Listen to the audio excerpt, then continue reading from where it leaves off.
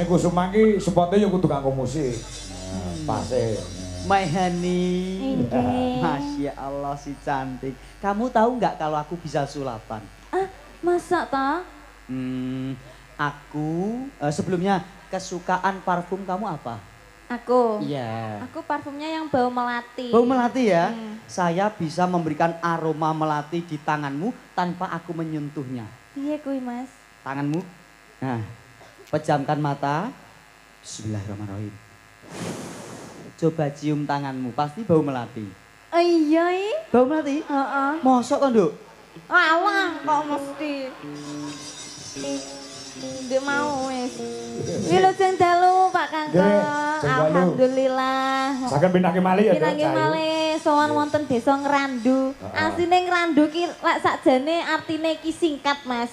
Ora kudu NGRANDU. Oh, duwe arti dhewe. Nggih no. Ngrandu. Ngrandu. Ngeran kuwi ngrantu ngranti utawa ngenteni. Du ki duit. Kok Loh, piye. Kuwi penjabarane piye, Nduk? ngrandu gitu. Ngeran kuwi kan ngrantu ngranti utawa ngenteni. Du niku duit. Lah niki sak rombongan ten mriki sing dinteni napa nek mboten duit? Oh iya. Oh iya bener.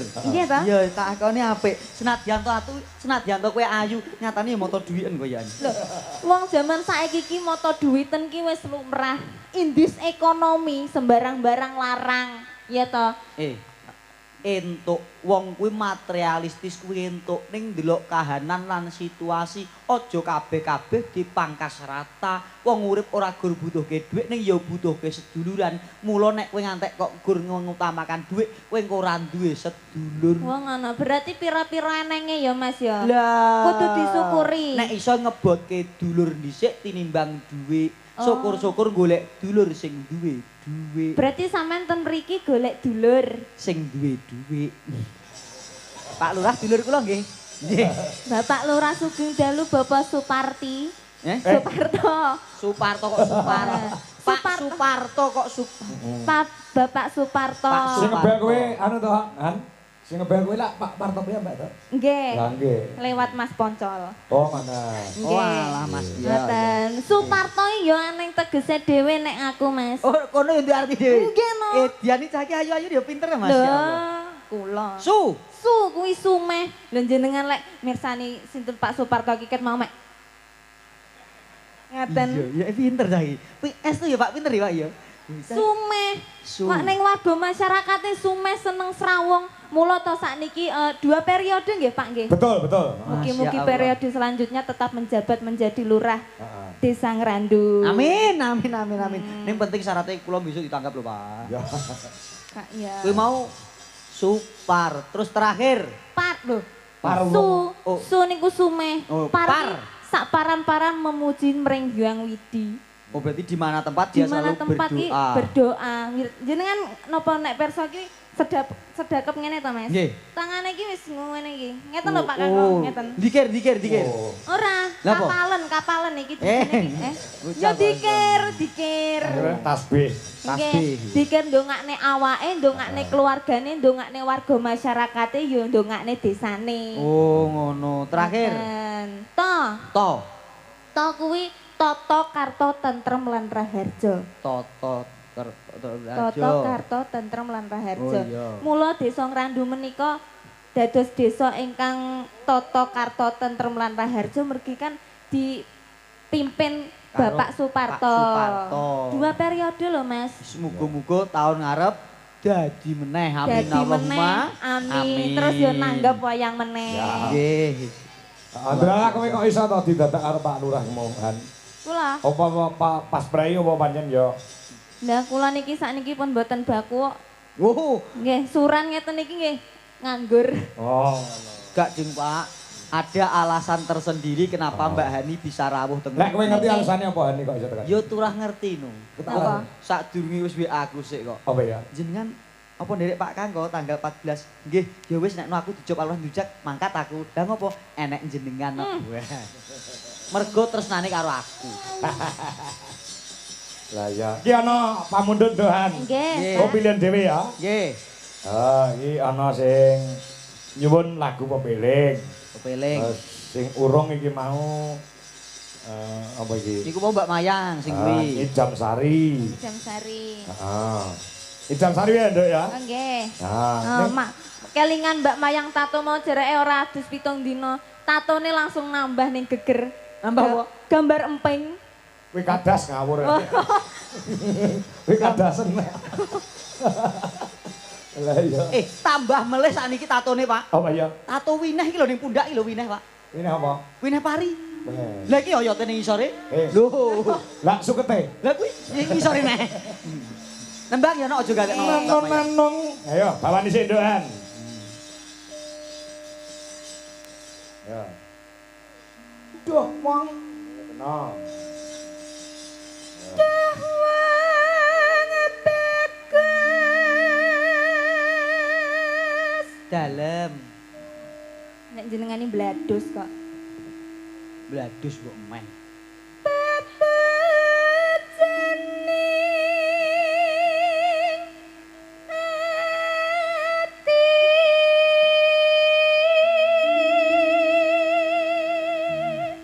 Menika Mbah Semo kula aturaken ya mau kudang kuning sampun Mbak Elisa.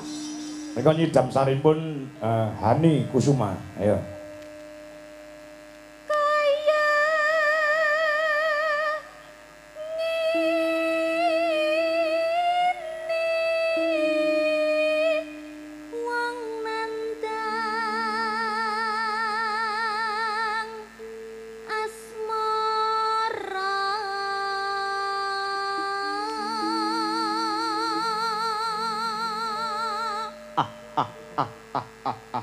Iki tembange wong gandrung iki. Aku gandrung ngene, Pak. Iya no. Sing seneng aku apa sing seneng kene? Seneng sing wedok. Oh, berarti aku sing disenengi ngene. Heeh. Jane wegah aku jane. Kok wegah mau elek ngerapek-ngerapek. Iya Cahayu. Alah ayune tupuk undung Masya. Apa to awakku dhewe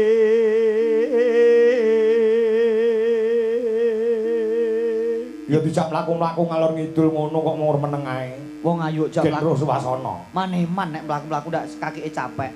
Mending ning omah dipangku, dilus-lus pijeti pundake, nek wis turu juga dolanan. Alah.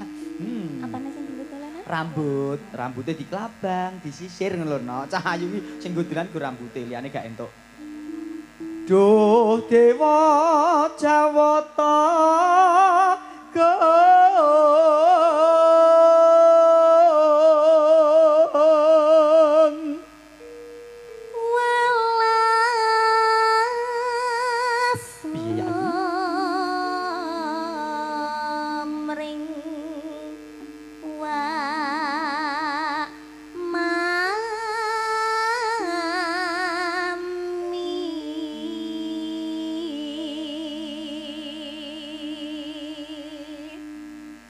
besok kapan katekan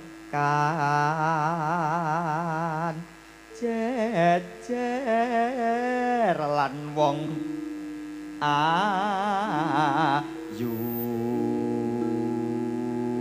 Waduh, Masya Allah. Pak Lurah aku gak mbok bayar gak popo. Tenan Pak, sumpah lho. Aku ra mbok bayar ikhlas. Yo Pak Kanggo yo. Gak Pak Kanggo. apa? Ngerti kok Pak. Apa? Ayem ya Pak. Biyu. Ya. Alah gak ani nget-nget rene kowe pengen kowe. Alah. Ora mungkin kowe kuat mangku. Alah. Iki lho. Ya iki lho keluwihane dagelan iki timbang dalang iki. Nek dagelan ki iso mangku sinden, dalange gelem ora gelem ya ngedep debok. Ora apa-apa Pak, debok lah yo halus. Jajal kok lus-lus alus e pol Pak kuwi. Debok jajal lus-lus. Halus to. Halus. Ya guremane gak iso ngentut. Tutup mukine Pak. Au. Umpama sira nahkoda. Rasane piye, Reng? Mangku Hani Kusuma piye rasane? Rasanya lain. Lain. Bedane ngono. Lain. Bedane nggon ketebalan dan juga kemantangan. Treno ya diganjel sepon mulai. Kuwi mau to? Sepon kuwi. Layak buat gua. Ketebalannya masuk batinku ngono lho. Sepon. Nanong. Tanpa prau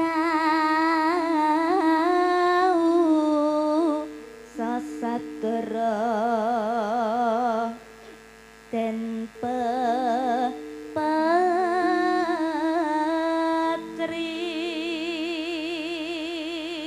Ayo bareng karo Gareng nyidam Nyidam sari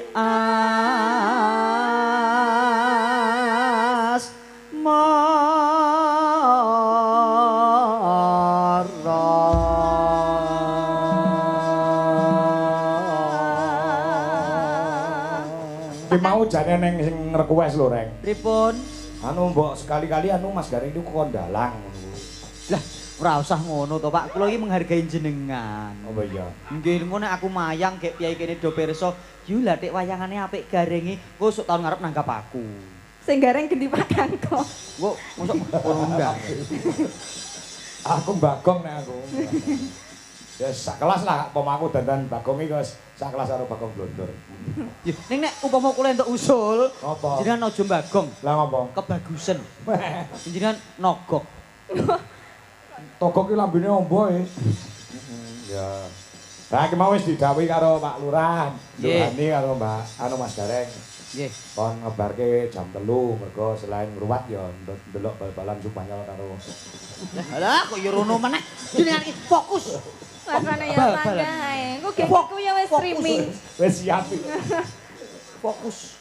Yo garap campur sari ya, Mas. Sendika. Idam sari. Ayo buka saka keyboard. Yo digawat iramane rada ngampat sithik le. Mas Kasih.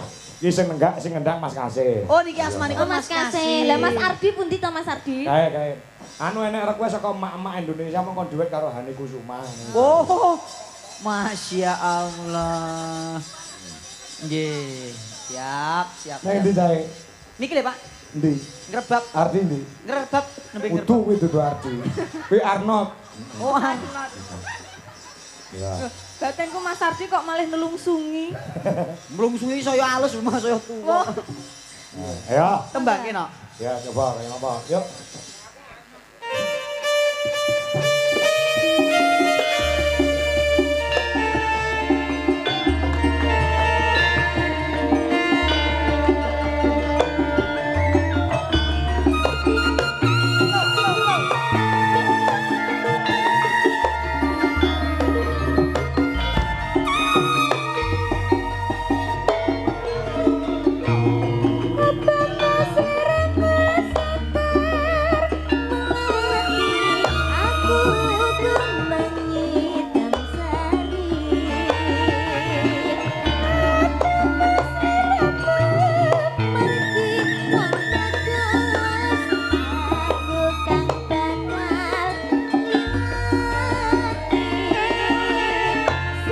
Kurnia Puji, terima kasih.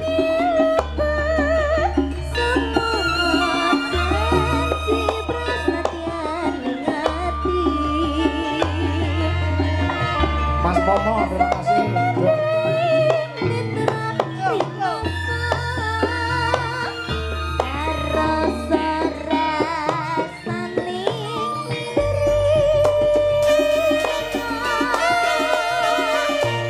Bunda.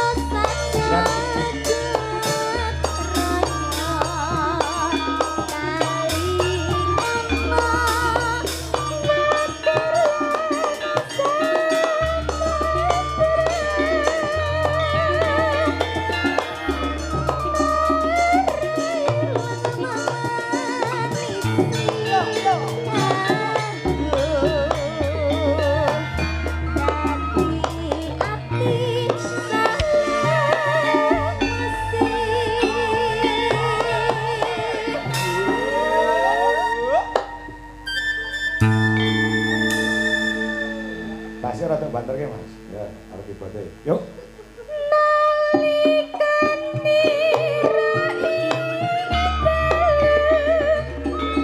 Campuri.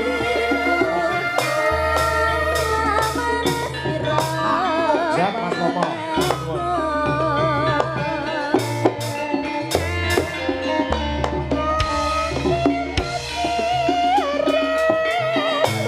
Yo, dangdut ke, kanca. Mas Pomo, terima kasih. Alis Santoso.